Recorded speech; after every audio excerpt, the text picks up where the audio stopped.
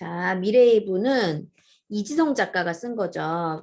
우리나라에서 거의 이 책 엄청 유명해가지고 서점에서도 되게 그거 비닐봉지 다 캡 씌워져 있잖아요. 그 유명한 서점에서 못 읽어보게.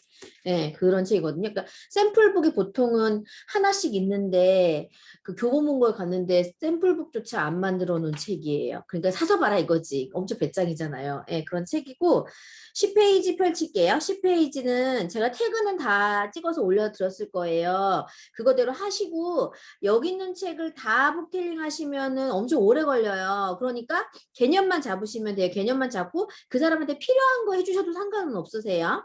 자, 그러면 10페이지 프롤로그에 보면 첫 번째 줄.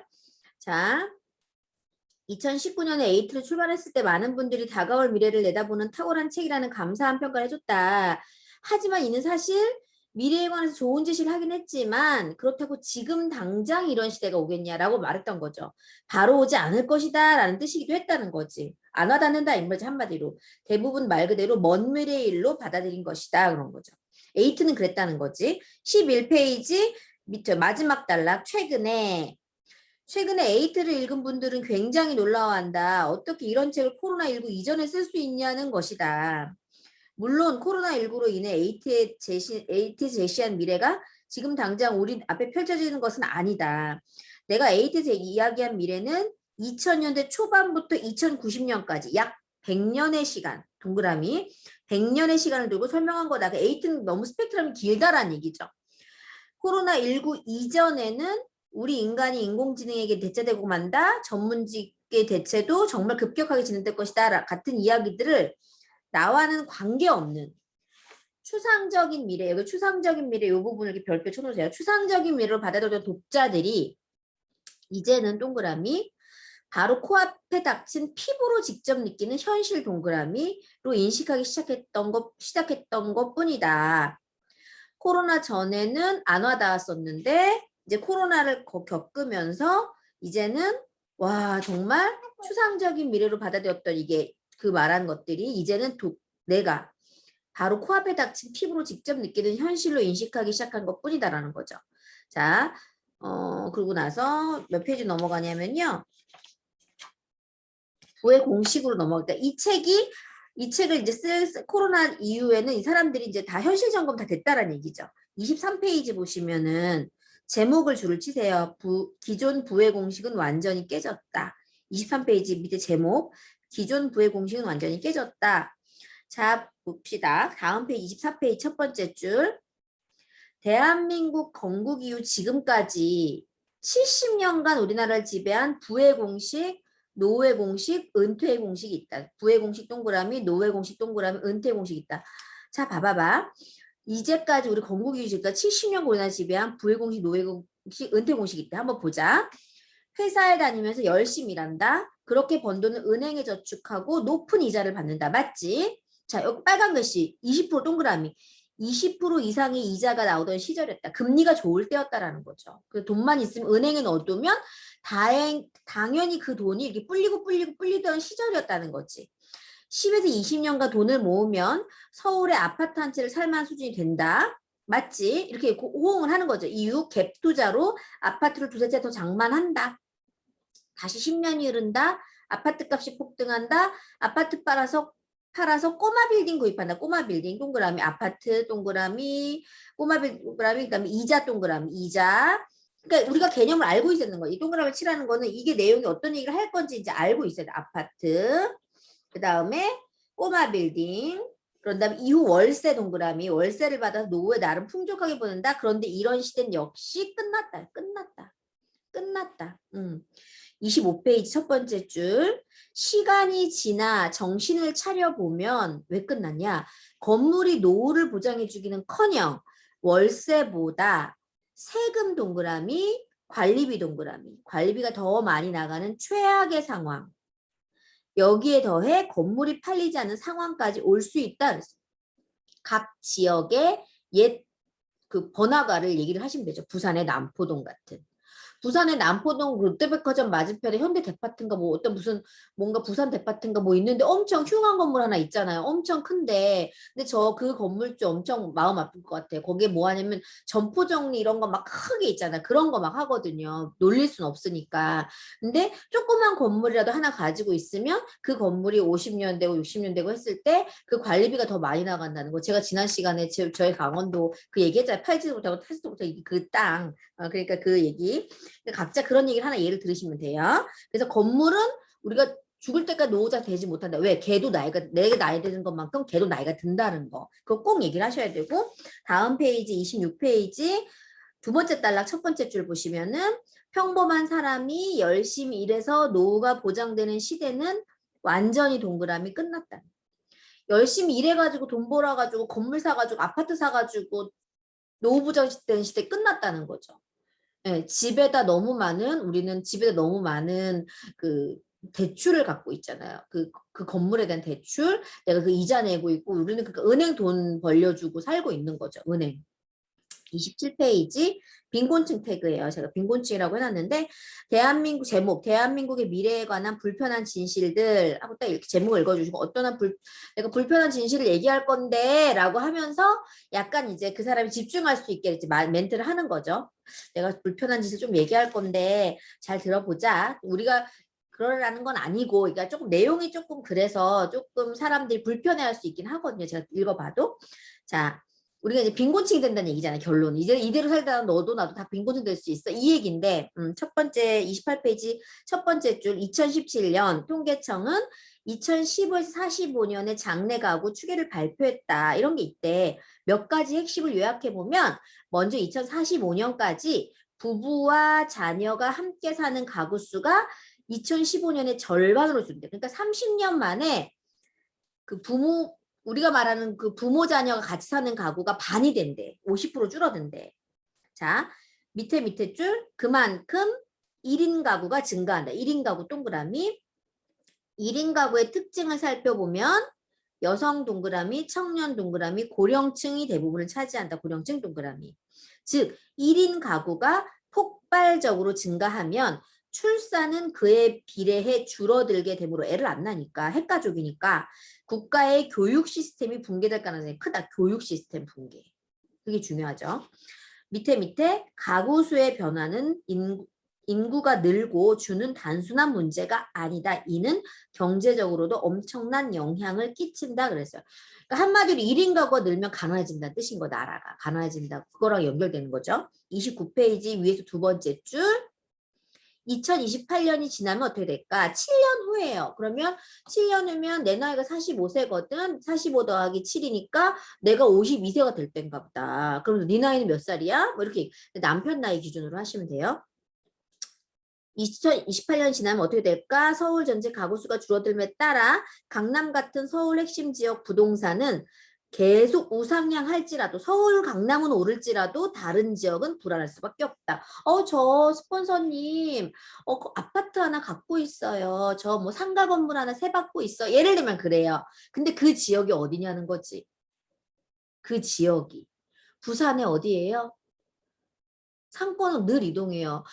불패는 강남밖에 없어. 서울 강남밖에 없다는 거지. 거기에 부동산이 있지 않고서는 이 건물이 나한테 평생 자산되지 않는다라는 걸 꼭 인지를 시켜주고 그다음에 하나, 둘, 셋, 넷, 다섯 번째 아래 보시면 우리나라 1인 가구 증가 속도는 너무 가파르다. 1인 가구가 아까 말했잖아요.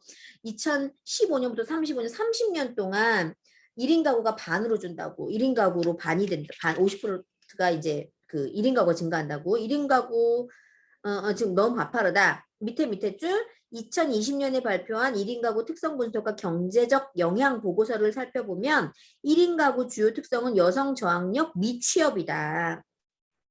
아까 여성 청년 고령층이라고 했잖아요. 근데 이 특징이 여성이고 저학력이고 미취업이다. 밑에 줄, 즉 1인 가구 늘어날수록 우리나라의 경쟁력, GDP는 계속 떨어질 수밖에 없는 구조다. 밑에 줄, 역설적으로 말하면 우리나라가 그만큼 망해간다는 뜻이다. 이거죠. 가난해진다. 무엇보다 큰 문제는 1인 가구의 40%가 무직자라는 너네 부모님, 우리 엄마 아빠 아직도 일하고 계시거든요. 우리 엄마 아빠 아직도 일하는데 우리 엄마 아빠가 60대, 70대란 말이에요. 저희 엄마 아빠가 60대 중반, 70대 초반이란 말이야. 그런데 우리 엄마 아빠 아직도 취직해서 직장 생활 하거든요. 근데 이게 앞으로 몇 년도에 한 10년만 지나도 우리 엄마 아빠 일할 수 있겠냐는 거죠. 그러면 무직자가 되는 거죠. 무직자가 되잖아요. 그렇죠? 자, 밑에 줄 마지막 줄 1인 가구 3명 중 1명은 월급 200만 원 이하의 최저임금에 해당하는 돈을 벌고 있다. 우리 엄마 아빠 1인 가구거든요. 각각 엄마 따로 아빠 따로 살아요. 저 주말 부부거든요. 그런데 엄마도 200만 원 정도 받겠죠. 최저시급. 아빠도 최저시급 받다. 다 1인 가구 최저시급이잖아요. 자, 밑에 줄 소득 불평등이 증가한다. 1인 가구가 증가하면 소득 불평등이 증가한다. 공감. 옆에 부익부 빈익빈이 더 심각해진다는 의미다. 1인 가구의 증가가 GDP 하락과 사회 양극화의 심화로 이루어지는 것이다. 하나, 둘, 셋. 세 번째 줄 아래 보시면 2028년부터 우리는 지난 몇십 년간 겪어보지 못한 충격적인 시대 동그라미를 경험할 가능성이 높다. 바로 이거 이렇게 물결 표시하면 돼요. 빈곤층이 도시의 주류가 되는 시대. 저는 이게 너무 끔찍한 것 같아요. 아, 빈곤층이 도시의 주류가 되는 시대. 2020 밑에 줄 2028년까지 이제 7년 정도 남았다. 내 나이 써놓으세요. 52세, 저는 52세. 자, 밑에 줄 지금 내가 가장 정상적인 가정을 꾸리고 있더라도 미처 데뷔하지 못한 빈곤으로 인해 온전했던 가정이 하루아침에 해체될 수도 있다. 나와는 먼 이야기로 느꼈던 가난한 1인 가구의 주인공이 바로 내가 될 수 있는 것이다. 밑에 아무도 원치 않았지만 아무 준비 없이 살다가 어느 날 정신을 차려보니 그렇게 되어 있는 것뿐이다. 누가 그러고 누가 원룸 살고 싶겠어요. 우리 아빠 원룸 살거든요. 우리 아빠 그 경기도 평택에서 일하거든요. 원룸 살아요. 1인 가구잖아요. 노년이고요. 빈곤층이고 뭐라 그래야 돼? 이거 다 해당되는 건데 우리 아빠? 혼자 살잖아요. 자, 31페이지. 다행이지 우리 아빠 딸이 다이아몬드라서. 자, 위에서 두 번째. 2019년 기준 우리나라 전체 인구에서 만 65세 이상이 차지하는 비중은 얼마일까? 지금 현재 만 65세 노인이라고 하죠. 전체 인구의 15% 동그라미. 밑에 줄에 65세 노인이 포함된 가구 수는 전체 가구의 22%. 그중 30%는 노인 혼자 사는 가구. 밑에 줄 2047년에는 만 65세 이상 노인이 지금의 3배로 늘어난다. 옆에 줄 대한민국 전체 가구의 절반이 65세 이상의 고령 가구가 된다. 너무 끔찍하지 않아요? 그러면서 이제 예를 들어서 하시면 돼요. 자, 그러면 저는 이 시대 때 저는요 71세예요. 45 내 나이 더하기 26 더하면은 2047 26이면은 더하면 71세거든요. 저 이때 노인이에요. 예, 그러면 어떤 노인이 될 것이냐라는 거지. 너는 이때 노인이야? 65세 이상 될 것 같아? 되지. 계산해 봐봐봐. 그럼 너 노인인데 너 준비되어 있어? 이렇게 물어볼 수 있는 거잖아요. 제일 밑에서 두 번째 줄. 한국은 세계에서 가장 빨리 초고령 사회로 진입하고 있다. 자, 그 다음 페이지. 첫 번째 줄. 심각한 문제는 이들 중 가난한 노인이 절반 이상. 밑에 이제 퇴직연금 태그예요. 퇴직연금 태그. 퇴직연금 동그라미 치시고 퇴직연금 운영현황 결과에 따르면 2018년 퇴직자 30만 명 중 2.1%만 퇴직금을 연금으로 수령하고 나머지는 97.9%는 일시금으로 받았대요. 퇴직연금 동그라미, 일시금 동그라미. 왜 일시불로 받았을까? 퇴직금을 창업자금으로 사용하기 위해서다. 창업자금 동그라미. 그러니까 모아놓은 돈 없다는 거죠. 퇴직금으로 창업하겠다. 연금으로 안 받고 당장 먹고 사는 거죠. 밑에서 하나, 둘, 그러니까 그 줄에서 하나, 둘, 셋, 네 번째 줄 쭉 내려가면 당장의 생계가 막막하기에 일시금 수령을 택할 수밖에 없을 뿐이다. 당연한 생계 막막. 밑에 줄 국민연금을 담보로 대출을 받는 행위도 급증. 국민연금 담보대출 급증. 하나, 둘, 셋, 네 번째 줄 아래에 도대체 노인들이 이렇게 무리해서 대출을 받고 연금을 조기 수령하는 이유는 무엇일까? 병원비와 생활비 때문이다. 병원비 동그라미, 생활비 동그라미. 질병 치료와 의식주, 살아가는데 가장 기본적으로 필요한 것들을 충족할 돈조차 부족해 국민연금을 헐 수밖에 없는 것이 대한민국 노인들이 겪고 있는 현실이다. 33페이지 첫 번째 줄, 현재 한국의 노인 빈곤율은 50%다. 가난한 노인이 반이라고요. 우리는 가난한 노인 반에 들어야겠어요. 부자 노인 반에 들어야겠어요. 노인 100명 중 50명이 극빈층, OECD 최고 수준. 이는 무슨 의미인가? 지금부터 노후 준비를 시작하지 않으면 당신이 알고 있는 사람 중 50%가 극빈층이 된다는 것이다. 나머지 50%는 부자가 될까? 그렇지 않다. 나머지 50% 역시 대부분 근근히 살아가게 된다. 극빈층만 면했을 뿐이죠. 부디 이 책을 읽는 독자만이라도 이런 노후의 위기를 정확하게 알고 지금부터라도 준비를 시작하길 바란다. 밑에 줄 우리나라 전 연령층 가운데 60대 이상 노년층만 유일하게 신용불량자가 증가하고 있다는 사실도 눈여겨봐야 신용불량자.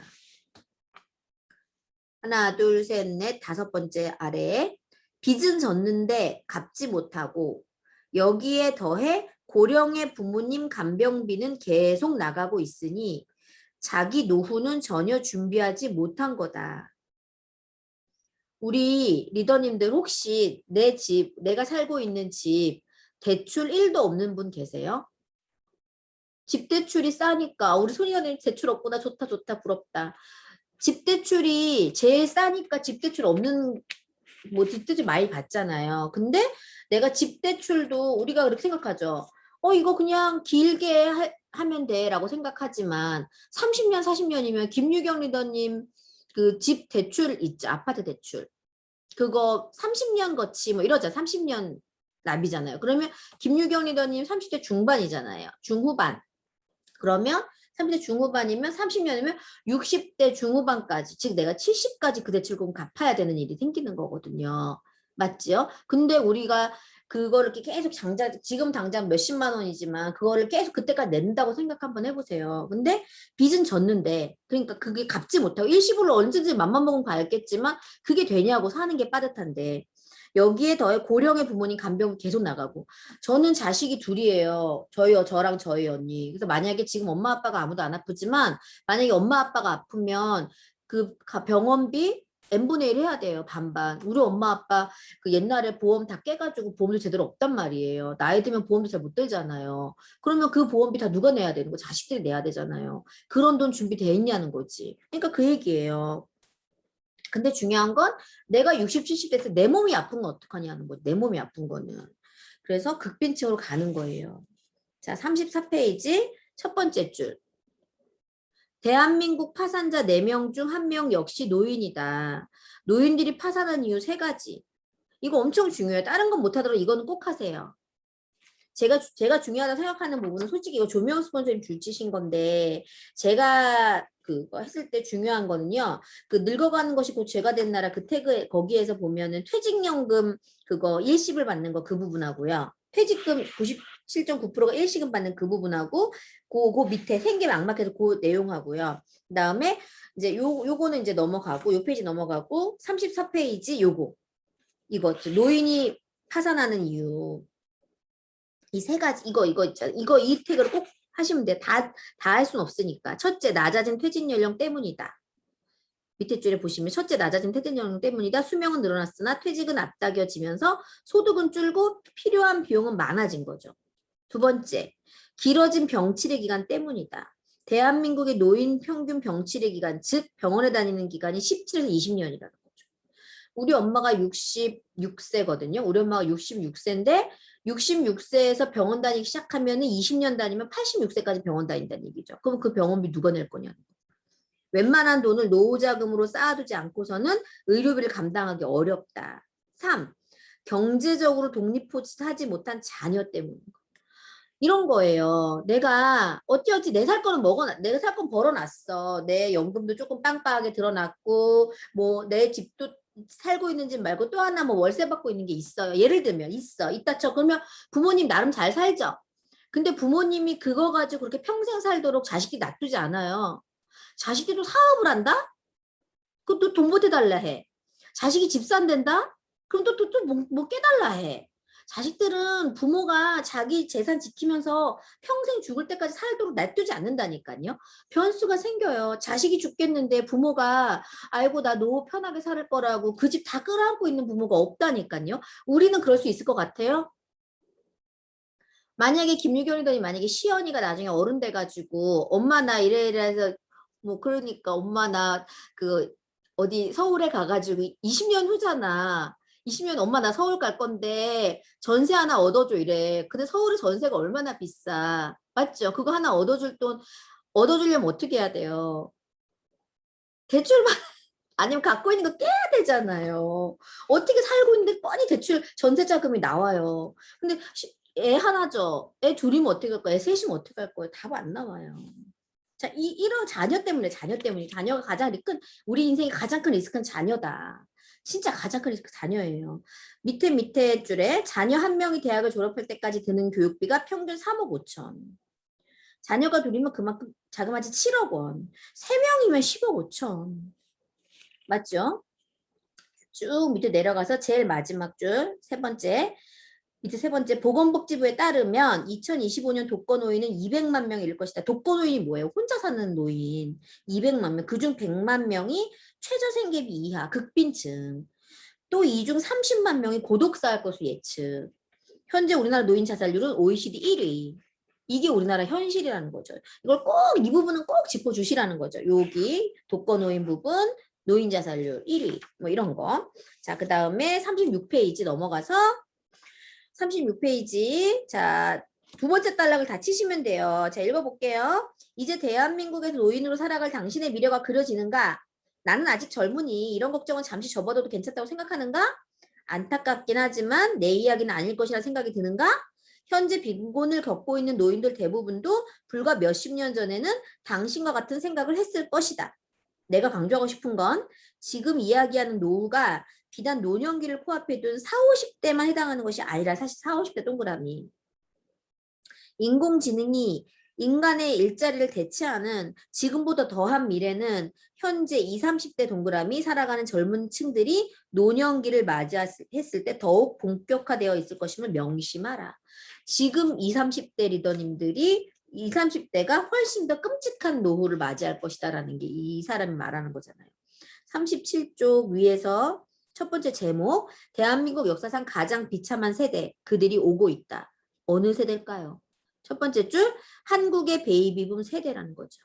이게 대한민국 역사상 가장 비참한 세대래요. 밑에 줄, 나이 58에서 66세. 우리 엄마 66세. 쭉 내려서 그 첫 번째 단락의 마지막 끄트머리 부분에 진정한 재앙의 시대를 맞이하게 된대요. 밑에 이들 50대의 평균 자산이 약 4억 8천만 원. 익숙한 숫자 아니에요? 집값이잖아요. 집값. 4억 8천 동그라미. 우리나라 모든 세대를 통틀어 베이비붐 세대의 자산이 가장 많다. 이게 많은 거래요. 그런데 이들이 왜 가장 비참한 세대가 된다는 것인가? 그리고 왜 이들로 인해 대한민국이 재앙을 맞는다는 것인가? 그 이유를 하나씩 살펴보자 그랬어요. 밑에 줄 1번. 1번 하고 부동산 폭락 줄 치세요. 부동산 폭락.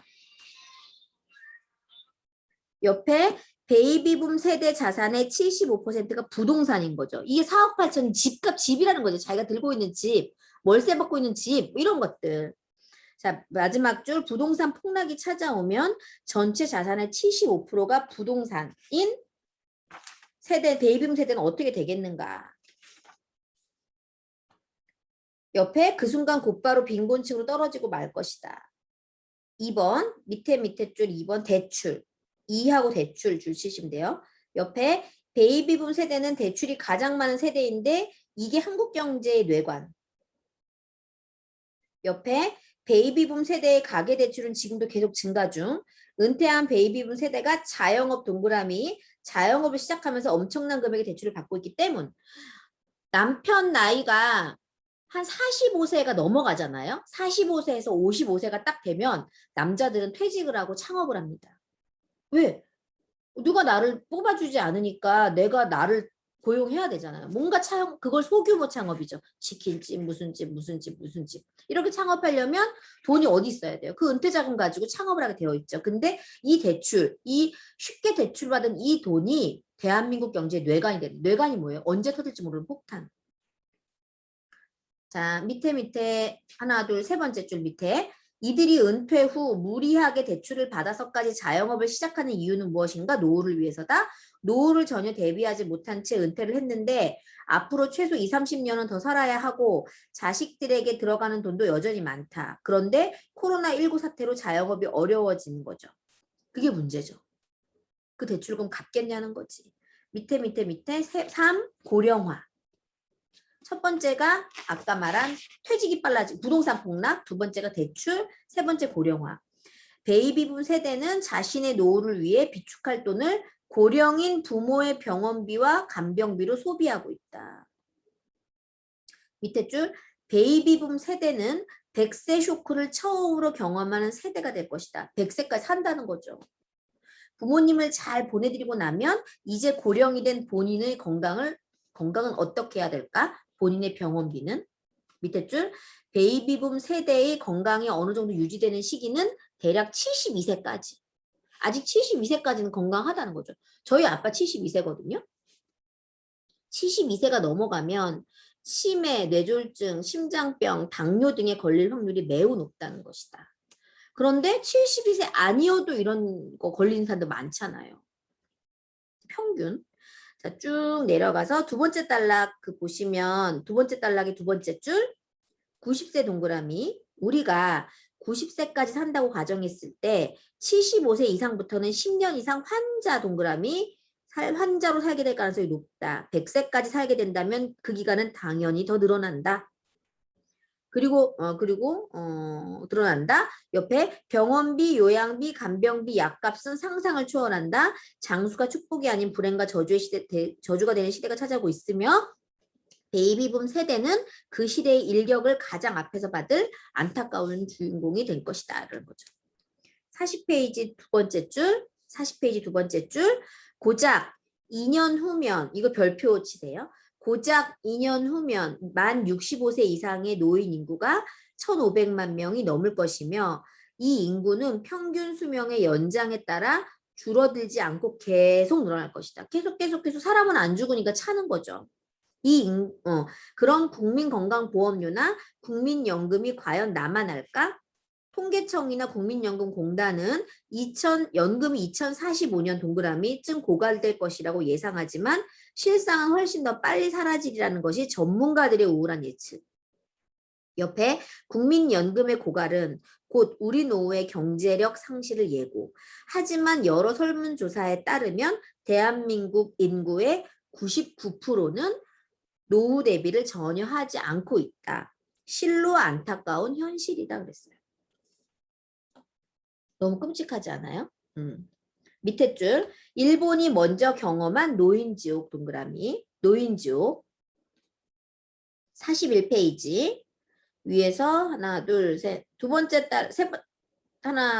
단락의 세 번째 단락 첫째 줄 하지만 옆에 2016년 찾으셨죠? 2016년에 일본의 노인 200만 명이 파산했대요. 약 5년 전에 일본 노인이 200만 명이 파산했대요. 사실이겠죠, 팩트. 지금은 그 수가 더 많아졌대요. 옆에 줄 노인지옥이라 불리고 있대요. 대체 무슨 일이 벌어진 걸까? 우리나라보다 5년 앞서서 일본 노인이 망했다고. 밑에 줄 고령화 사회로 접어들 무렵 집값이 대폭락. 5년 전에 일본 집값이 대폭락. 자, 그 다음에 쭉 내려서 하나, 둘, 셋, 네 번째 줄 아래 내려가 보시면 일본이 고령화 사회로 진입하고 얼마 후 도쿄를 포함한 핵심 지역을 제외하고는 작게는 10분의 1, 크게는 30분의 1까지 집값이 폭락했다. 그러자 자산의 대부분이 부동산인 일본의 노인들은 노후 파산을 맞이하고 극빈층으로 전락하고 말았다. 3억이었던 집이 얼마가 된 거예요? 10분의 1이니까 3천만 원. 3억이었던 집이 3천만 원. 그러니까 이걸로 모기지론도 못하는 거예요. 보통 노인들이 가장 믿고 있는 게 모기지론이거든요. 그게 이거예요. 내가 더 이상 돈 벌 여력이 없으면 내 집을 담보 잡아서 그 집의 가치를 매겨서 거기서 월 얼마를 죽을 때까지 받겠다. 그러면 나중에 내 죽고 나면 그 집은 은행으로 넘어가는 거죠. 그게 모기지론이에요. 근데 모기지론을 할 수가 없다는 거죠. 왜? 내 집값이 3억짜리가 3천만 원으로 내려갔는데 일본 노인이 그래서 파산했다는 거잖아요. 자, 42페이지 위에서 세 번째 줄. 재산의 대부분이 부동산인데 만약 어느 날 부동산 가격이 폭락한다면 평소 자신을 중산층이라 생각했던 사람들조차 한순간 빈곤층으로 전락하고 만다. 우리 집이 10억이야. 근데 10분의 1로 돼서 1억이 됐어. 10억짜리 집 1억이 됐으면 멘붕 아니에요? 나 그거에 대한 아직 이자도 못 갚았는데. 나 그거 아직 대출이자도 못 갚았잖아요. 그런데 1억이 되면 어떡해? 팔리지도 않죠. 팔리지도 않잖아요. 대출이자 계속 내야 돼요. 30년간. 맞죠? 43페이지. 43페이지 밑에서 하나, 둘, 셋, 넷, 다섯, 여섯 번째 줄. 일본은 고령화 사회로 들어선 지 20년 만에 노후 파산으로 인해 사회 전체가 휘청거리고 있다. 우리나라는 초고령 사회로 가장 빠르게 진입하는 나라다. 지금 현재. 그러니까 우울할 수밖에 없죠. 이게 거짓말이 아니고 겁주는 말이 아니라는 거죠. 근데 인지하고 있어야 돼요. 44페이지 마지막 단락 주시면 돼요. 노인지옥이 되고만 일본, 노인 파산을 넘어 국가 전체의 파산까지 거론되고 있는 일본의 현실이 우리에게 전하는 메시지는 분명하다. 지금 당장 제대로 된 준비를 시작하지 않으면 우리 역시 폭발적인 노인 파산 시대를 맞이하고 모두가 지옥의 구렁텅이로 빠질 수 있다는 것이다. 여기에 보면 지금 당장이에요. 지금 당장이 동그라미. 지금 당장 준비하지 않으면 안 된다. 아우 나 조금 더 애 키우고 나서 할게요. 스폰서님. 우리 어린이집도 가고요. 정신도 없고요. 미팅도 못 듣겠고요. 이렇게 생각하는 거는 아직 이걸 못 알아듣는 거예요. 맞죠? 현실 점검 안 된 거죠? 45페이지 제목. 지금 당신의 노후가 무너지고 있다. 자, 이거 이제 그렇죠.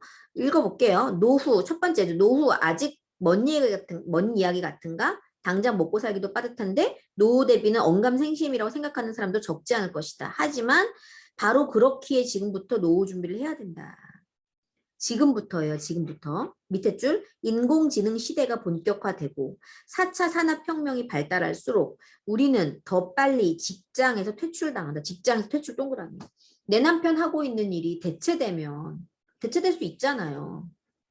기계에, 로봇에, 인공지능에.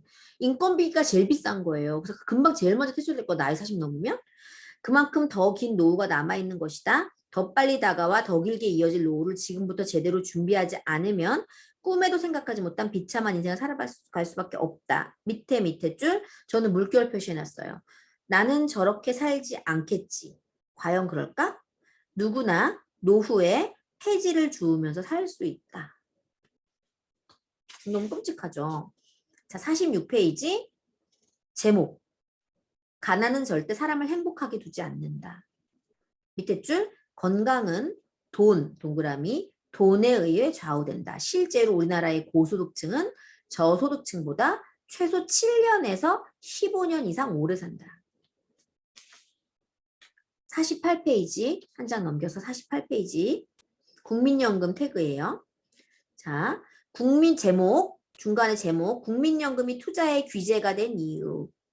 밑에 노후 대비하면 가장 떠오르는 것이 국민연금이다. 연금은 크게 공적 연금과 사적 연금으로 나뉜다. 준비성이 철저한 사람이라면 여기에 퇴직 연금까지 더해 3중 안전망을 만든다. 옆에 페이지 49페이지 위에 두 번째 줄. 정말로 이런 연금들이 우리의 노후를 아무 문제 없이 보장해 줄 수 있을까? 현실을 알아보자. 밑에 줄. 우선 가장 대표적인 공적연금인 국민연금 동그라미. 하나, 둘, 셋, 넷, 다섯 번째 줄 아래에 국민연금 가운데 노령연금 수령자 370만 명. 밑에 줄 평균 수령액이 39만 원. 40만 원도 안 돼요. 국민연금 수령했는데 나이 들어서 수령했는데 39만 원이라고. 옆에 전체 수령자의 95%가 한 달에 100만 원도 받지 못한다. 95%가. 그럼 100만 원 못 받는다는 얘기죠. 옆에 줄. 옆에 50페이지 뒷면 위에서 하나, 둘, 셋, 넷, 다섯 번째 줄. 국민연금의 재정 상태가 좋지 않기 때문. 그렇지, 그렇지. 공감한단 말이에요. 몇 페이지로 가냐면요. 56페이지로 가서 연금 적자 태그예요. 56페이지 연금 적자 태그. 위에서 두 번째 줄. 국민연금의 미래가 매우 위험하기 때문. 자, 왜 위험한지 얘기해 볼게. 밑에 1988년 국민연금이 처음 도입될 당시 연금 가입자의 평균 소득을 227만 원으로 잡았대요. 그리고 이 소득의 3에서 9%, 즉 7에서 23만 원 가량을 20년 납부했을 때 국민연금 수령액이 매달 77만 2천 원으로 조사됐대요. 그래서 한 77만 원 정도 받겠다 이렇게 예상하고 시작했던 거라고. 1988년도에 우리나라 올림픽 할 때 저 초등학교 5학년 때인가 봐요. 그런데 하지만 2028년 이후 국민연금 가입자가 같은 조건으로 연금을 납부한다고 가정하니까 액수가 확연히 줄어든다. 앞으로 7년 뒤부터 국민연금에 가입하는 사람이 월 평균 소득이 227만 원 기준으로 최저소득이죠. 9%를 매달 납부하면 66세가 되었을 때 한 달에 받는 금액이 47만 천 원이다. 77만에서 앞에 30만 원이 날라갔어. 47만 천 원이래요. 밑에 7년 뒤부터 국민연금에 가입하는 사람은 지금 수령자와 똑같은, 아니 오히려 더 많은 돈을 내지만 수령액은 절반으로 줄어든대요. 밑에 2038년 동그라미 2038년 이후 가입하는 사람들은 월 47만 원조차도 못 받는다. 밑에 월 20만 원이라도 받을 수 있다면 다행이다. 그러면 국민연금 가입을 왜 하냐는 거지. 월 20만 원 받으려고. 그때 물가 상승 생각해 보세요. 물가 상승.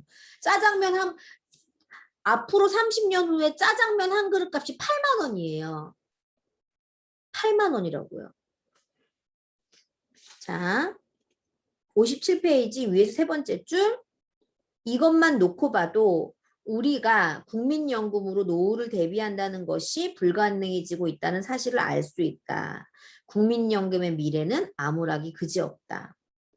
쭉 내려가서 그 다음 단락 보세요. 다음 단락. 2019년 그 다음 단락. 그 단락. 2019년 국민연금 조사 결과 따르면 2042년 앞으로 21년 뒤에 국민연금 적자. 제 나이 66세. 적자. 못 받아요. 그때 받아야 되는데. 2057년은 제로. 밑에 줄.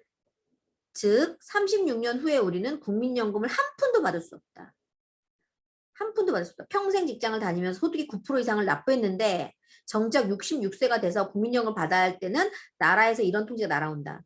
국민연금은 파산했습니다. 이것은 내가 주장하는 것이 아니다. 국민연금연구원에서 공식적 동그라미 공식적으로 발표한 내용이다. 2020년 국회 예산정책처의 4대 공적연금 장기재정 전망을 보고서를 보면 상황은 더 심각하다. 두 번째 단락, 두 번째 줄. 2019년 국민연금이 2045년부터 적자 동그라미로 돌아간다고 발표했다. 그런데 1년 뒤 이 적자 예상 기간이 3년 또 당겨졌대요. 그렇다면 내년이 되면 또 3년이 당겨질 수 있다. 적자로 전환되는 기간이 1년 기준으로 놓고 봤을 때 3년씩 당겨지는 것이다. 2020년에는 2039년으로 나왔는데 앞으로 10년 뒤인 2030년에는 적자 전환 시기가 2032년이 될 수 있다.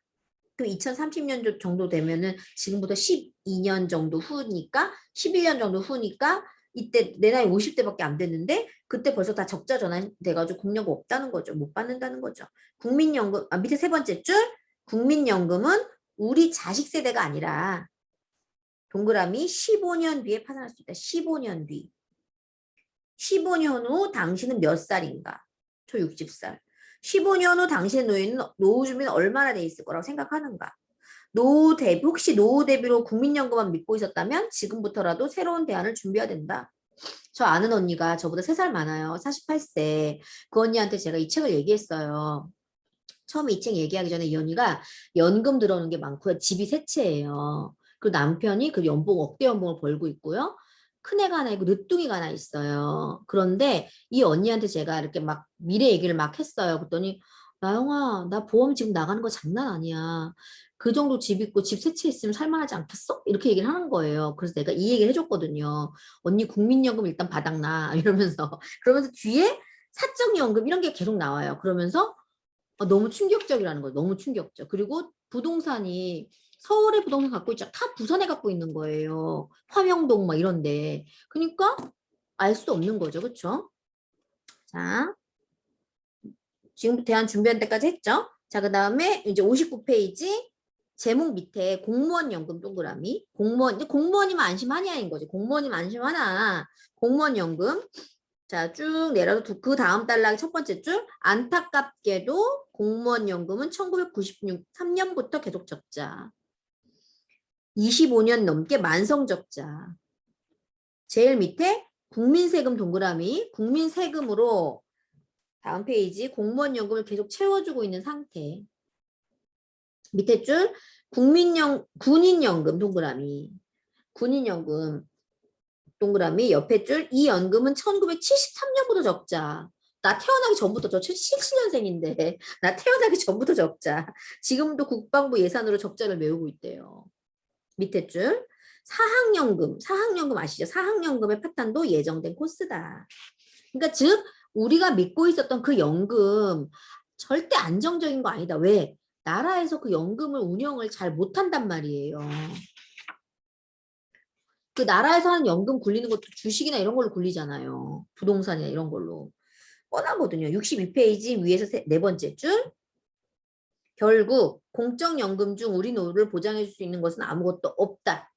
남편이 공무원이든 그게 무엇이든 연금이 막 한 달에 1,000만 원씩 나가든 뭐든 소용없다는 거죠. 국민연금, 공무원연금, 군인연금, 사학연금 모두 파산할 수 있는 미래가 우리 앞에 놓여 있다는 거죠. 그 다음에 이제 사적연금으로 볼게요. 전 사적연금 많이 들어있어요. 자, 사적연금 동그라미 밑에 개인연금인 거죠. 동그라미. 개인연금 들어있는 사람들 많잖아요. 63페이지 두 번째 단락 1. 연금 저축 신탁 상품이죠. 개인연금이 연금 저축 신탁 상품. 말도 어렵네. 그 다음 단락에 위에서 그 다음 단락의 두 번째 줄 정기 예금을 제외하고 은행에서 판매하는 상품 대부분은 우리를 불행하게 만들 가능성이 높다. 아우 슬퍼. 우울해 죽겠어. 64페이지 첫 번째 줄 2. 연금 저축 보험.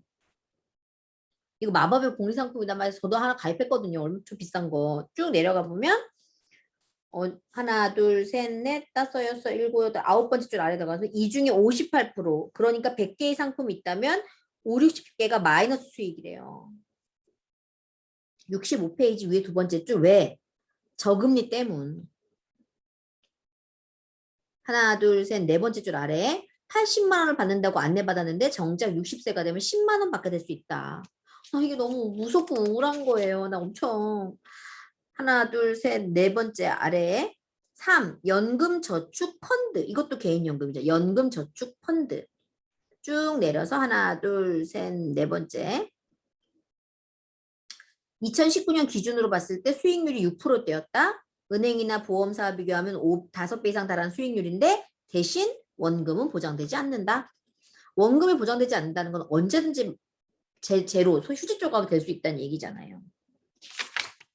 자, 66페이지 위에서 세 번째 줄 공적연금과 사적연금을 놓고 보면 메리트가 전혀 없다. 제일 아랫줄 당신의 노후는 오직 당신만 지킬 수 있고 보장할 수 있다는 사실을 명심하기 바란다.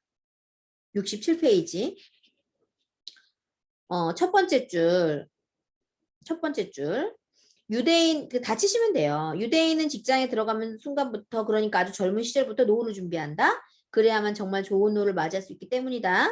이제 이게 물결표 우리나라 사람들은 언제부터 동그라미 노후를 준비할까? 대부분 50대 동그라미 대부분 50대 후반에 접어들어서 노후에 대해 생각한다. 그러니 제대로 준비를 하지 못하는 것은 당연하고 그저 하다가 정년퇴직을 한 뒤 물결 표시, 비참한 노년의 길로 접어드는 것이다. 이 과정이 이미 대한민국에서 일반화되어 있다. 뿐만 아니라 앞으로는 이런 미래가 국민 전체에게 쓰나미처럼 밀려오게 된다.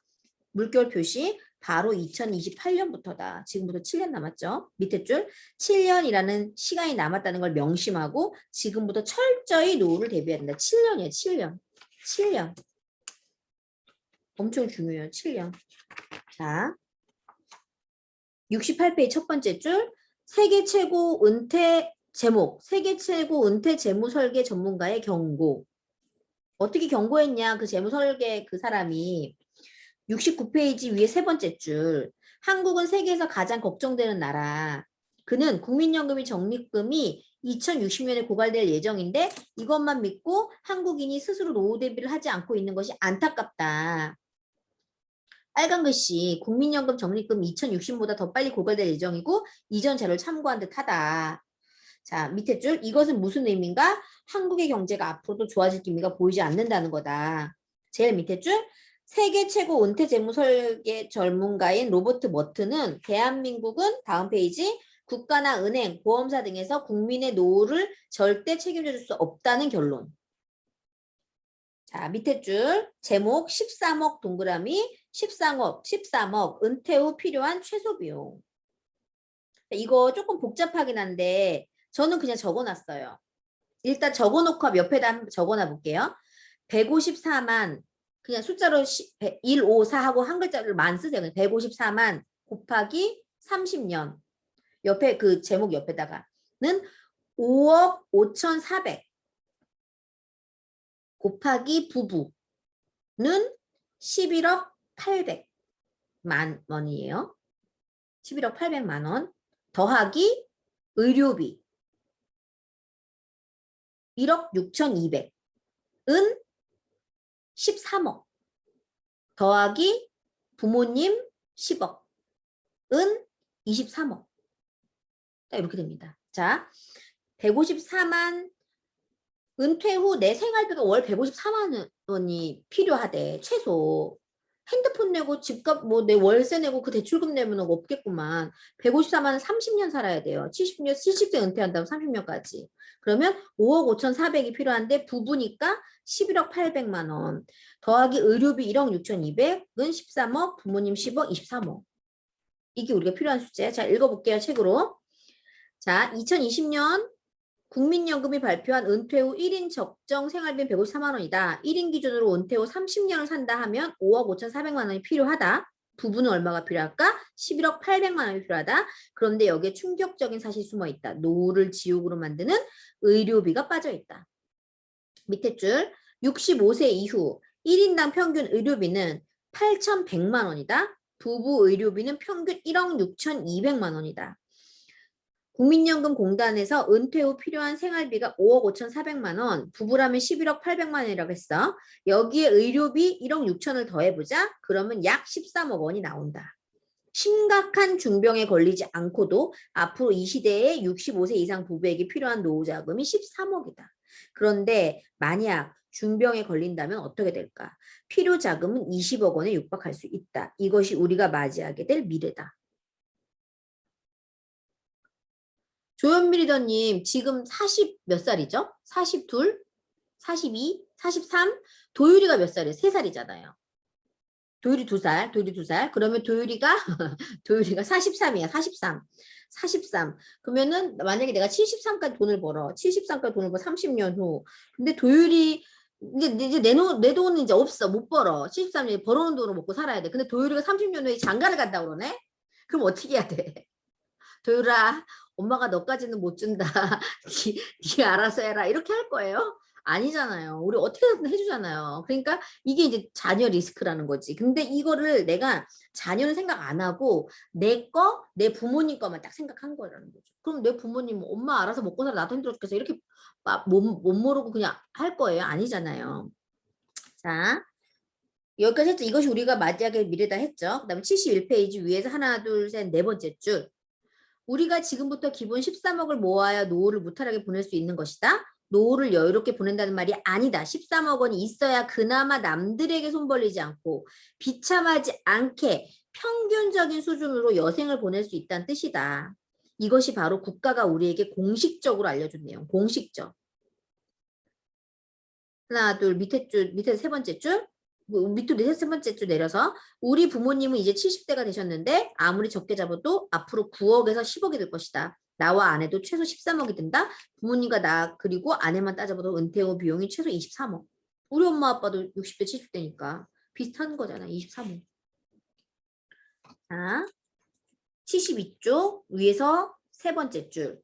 노후에 돈은 가난하고 부유하고의 문제가 아니라 살 수 있고 없고의 문제, 즉 생존의 문제다. 제가 저번에 말씀드렸지만 우리 엄마 친정 시댁 100만 원씩 준 지 10년 됐거든요. 제가 35때부터 줬으니까 10년째 100만 원씩 주고 있는데 그럼 200만 원 나가잖아요. 저한테는 200만 원이 엄청 큰 돈이지만 부모님한테 100만 원은 큰 돈이 아니에요. 부모님한테 100만 원은 안 큰 돈. 만약 우리 엄마 아빠가 그나마 벌고 있어서 망정이지 수입이 만약에 없는 노인이 100만 원으로 살아가려고 그러면은 국민연금 나와봤자 몇십만 원인데 그거 합쳐서 생각해보면 아파트에서 뭐 관리비 내고 이렇게 사는 거 진짜 빠듯하거든요. 근데 그러니까 엄마 아빠 아직도 벌고 계시겠죠. 내가 100만 원 줘도.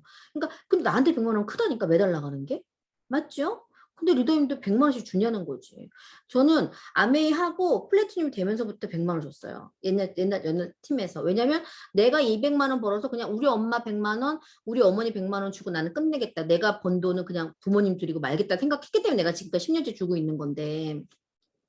맞잖아요. 그렇죠? 그러니까 지금 안 주시잖아요. 주더라도 조금 주잖아요. 그러면 나중에 더 많이 줘야 된다는 거지. 부모님이 경제력이 없을 때는 반드시.